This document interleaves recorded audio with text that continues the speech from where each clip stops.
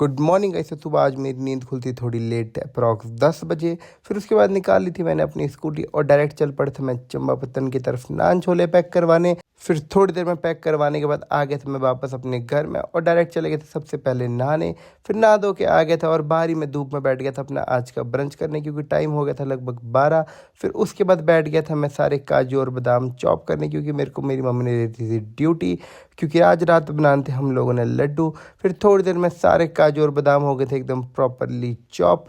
फिर उसके बाद से थोड़ी देर बाद शाम को डायरेक्ट चल पड़ा था मैं बाइक निकाल के ज्वाला जी की तरफ कुछ काम से, क्योंकि 2 दिन बाद मैंने जाना है अपनी आईटी के लिए और सारे डॉक्यूमेंट्स अभी बचे थे बनाने के लिए।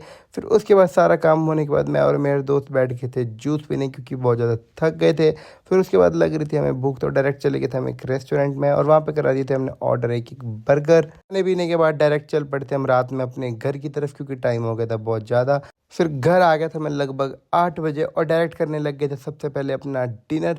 फिर डिनर करने के बाद बाहर बैठ गए थे हम लोग आंगन में सारे आज के लड्डू की प्रिपरेशन करने। फिर उसके बाद प्रॉपरली कुक करने के बाद सारे हमने ड्राई मटेरियल को कर लिया था एकदम प्रॉपरली मिक्स। फिर उसके बाद थोड़ी देर में कर लिए थे हमने सारे लड्डू तैयार। तो that's all for the day. Bye bye guys, see you soon.